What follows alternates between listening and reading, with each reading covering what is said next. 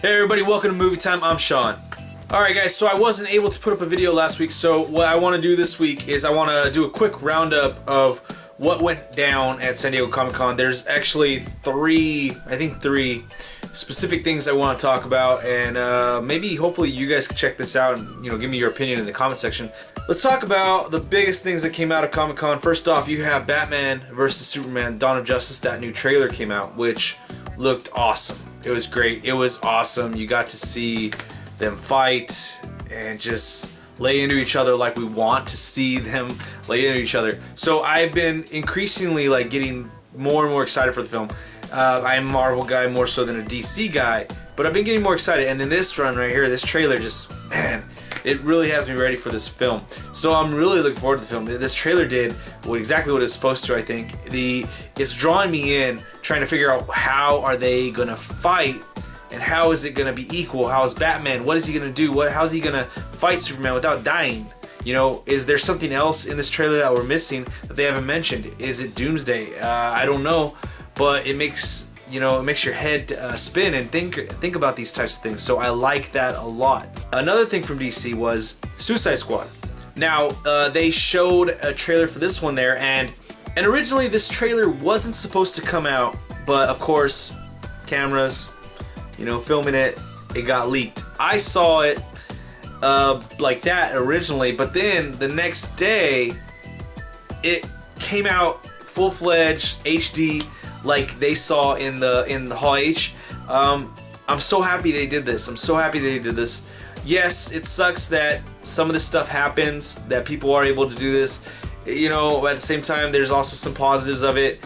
You're gonna get a lot more people talking about your movie when there's something that they can see, a little bit of tangible evidence of how awesome it is. So there's ups and downs, pros and cons. But overall, this trailer was great. I thought it does a good job of it gives you little tidbits of each person's story well, maybe not every single person, but a handful of the main characters in this film. It gives you little tidbits of where they're coming from or where they are now. And it shows you Jared Leto at the end. And I really like what they're doing with this Jared Leto, at least from that small little snippet. It makes it a lot easier to accept his Joker in this film with hearing him talk and seeing how he reacts. So I really liked the film. I thought they did a really good job with this trailer, and I'm happy that they reacted to all the leaks in a positive way. So I'm glad they were able to do something positive out of this situation. The third point from San Diego Comic-Con that really got my attention, and actually I loved it more than the Dawn of Justice or the Suicide Squad, was the Deadpool trailer. Now of course this one again was recorded with the camera, and I saw it that way, but they announced that they're going to release this trailer in 3 weeks after Comic-Con. So I think we're up on a week and a half, or what is it, a week now. So we got 2 more weeks for this trailer to come out in full HD. But even with the limited viewing capabilities of this trailer, with people recording on their camera, this trailer is awesome. It looks amazing. It gets me even more excited for Deadpool. The fact that this dude's gonna be able to just have no holds bar about what he's gonna say, the thought process of going into of how this crazed lunatic is gonna act in the movie, this universe. Oh man, it looks amazing. I'm so excited for how he is going to portray this character, Ryan Reynolds, that is. I'm really excited about this one. The action looks great, and I'm looking forward to 2 weeks from now to see the actual trailer in HD. So that's those are the 3 biggest items at San Diego Comic-Con that actually caught my attention, that I was looking forward to. There was a lot more stuff. They showed some pictures from X-Men Apocalypse. People are thinking Apocalypse looks like Ivan Ooze from Power Rangers. They also showed a new trailer from Fantastic Four, which didn't make a lot of headway. That film's coming out in a couple weeks, so they really got to figure out something now. Maybe show us Doctor Doom. Maybe that'll get people excited. They also had a bunch of other stuff, but overall, that's about it. That was those 3 things that I talked about were more than enough to keep me satisfied with the information, the news coming out of San Diego Comic-Con. Now this week has been a pretty slow week for me regarding movie news, so I got one big story that really just caught my attention, and I've never been a big Star Wars fan, but I know there's a lot of Star Wars fans out there, a lot of big fans, and they probably know about this or they've heard about this, but if you haven't, it's been confirmed by a few sources over the past few days that Benicio del Toro has been offered the role of the villain in Star Wars 8. I haven't seen any reports of him accepting the role, but I have seen that it's been confirmed that he's been offered it. Benicio del Toro is a great actor. I really like him. He has some gravitas to him. I love how he can make his voice really carry some weight and be dramatic, yet scary, but also, like in the sense of Guardians of the Galaxy, be kind of delightful. He's a great actor. I really love what he does on film. So I'm really excited. Hopefully he picks this up. I would love to see him in a role that he can get carried over from number 8 maybe to number 9 and enhance like the evil factor of his character, like carry it over, start off small and keep on going bigger throughout number 8 and get bigger and bigger and more powerful and more scary, and then in number 9 when you really face down, you know, whoever face it, when they come together and face off whoever it is versus Benicio del Toro, it'll be a crazy and climactic scene. I'm excited. I think he could do it. I'm really looking forward to hearing if he actually accepts this role. Okay guys, now on to the trailer segment of the week. There's only one trailer that caught my attention this week. That is the new James Bond trailer. It is Spectre. This is the second trailer, and in this trailer you got a few different scenes, a few different images or little clips from the movie that you haven't seen before. You actually get to see Bautista's first appearance. I don't think he was in the last trailer. You get to see him for a split second. He gets to shoot a gun. Christoph Waltz in here, his voice, he has a great voice. He has a cadence, he has a tone to it, inflection. Great job. This one, they've been hurrying this one through, and I'm really excited about this one. I think that they have some great actors in this one, and I'm looking forward to this one. Was it Skyfall? That one was a really good film, and they're carrying over that momentum into this one. I think this one's gonna be good. I'm looking forward to this one very much so. Alright guys, now on to the in-theater segment this week. We have 3 films coming out this week that have caught my attention. First off, you have Southpaw. This one starring Jake Gyllenhaal, and supposedly this film is based off the life and true story of Marshall Mathers. I don't know how true that is or not, but that's what I've heard and read. This one looks good. Jake Gyllenhaal's been on a roll with his great acting performances, so I'm looking forward to this one. Second film, not really interested in it, but it's going to be a big film for everybody going on a date. Paper Towns. It's based off of a best-selling book, so I imagine this one's going to do well, even though it's not up my alley. The third film that I am going to see possibly this week, if not next week, is, but at the same time, I'm not holding my breath on this one. It's Pixels. It's starring Kevin James, Peter Dinklage, and Adam Sandler. Now, you also have Josh Gad in there. Great comedic actor, and Michelle Monaghan, I think that's her name. Yeah, I'm not holding my breath on this film.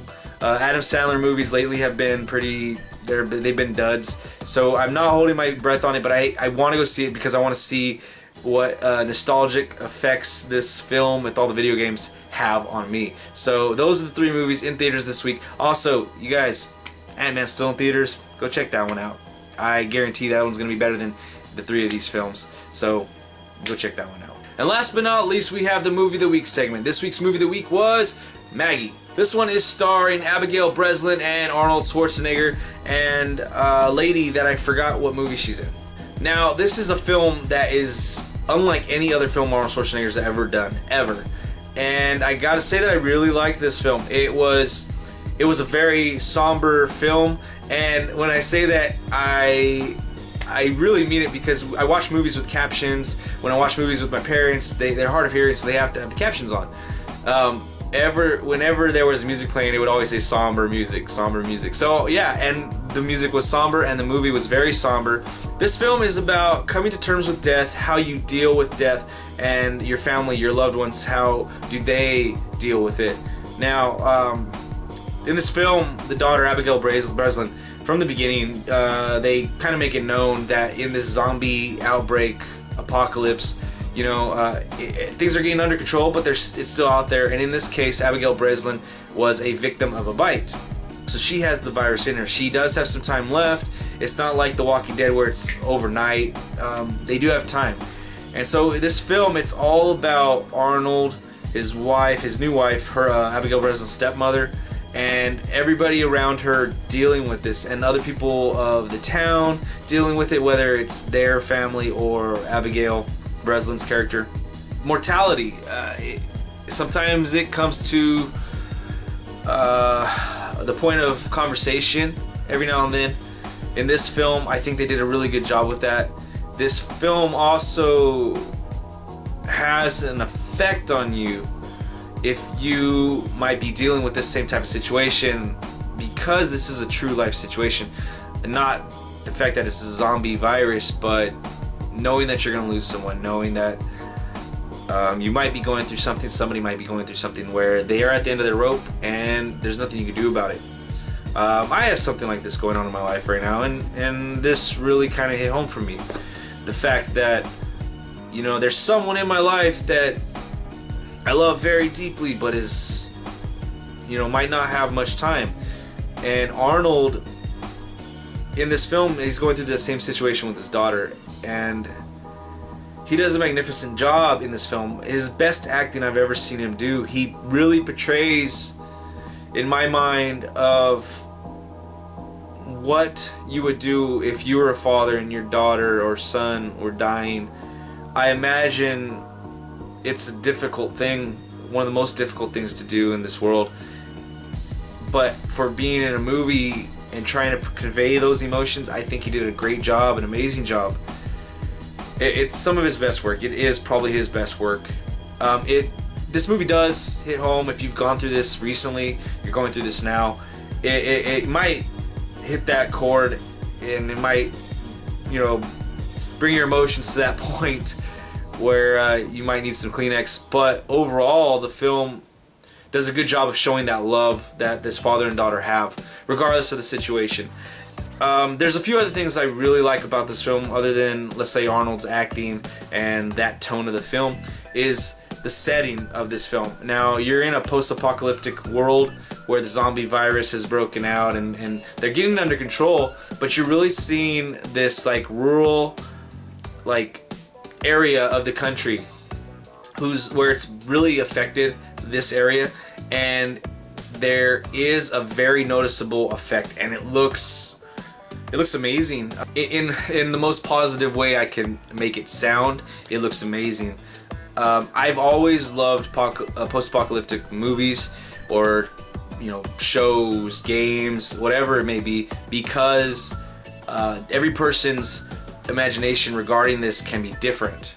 And so in this one, it gives us hope that we can still prosper, but at the same time, it still shows you the damage and destruction that happened with this apocalypse. Overall, a pretty heavy movie that was well acted. The story was well told, I felt. For almost being a movie with few plot points in it, it told a great story and was able to get that message across, and I really enjoyed this film. This film is in Redbox right now, so I would recommend this one to everybody out there. Tell those people around you that you love them before you don't have time with them anymore. This movie definitely beats that home. You know, just make sure that everybody knows that you love them. You don't want to go into another day not being able to say that and never having a second chance to do that. So again, great movie, really good, really good movie. I really enjoyed it. Go check it out. It's in Redbox, guys. Alright guys, so that's it for this week's movie time. Remember to click the like, share, subscribe buttons down below. Leave your comments, questions, suggestions in the comment section. Let's have a great conversation this week. We'll see you next time. Peace.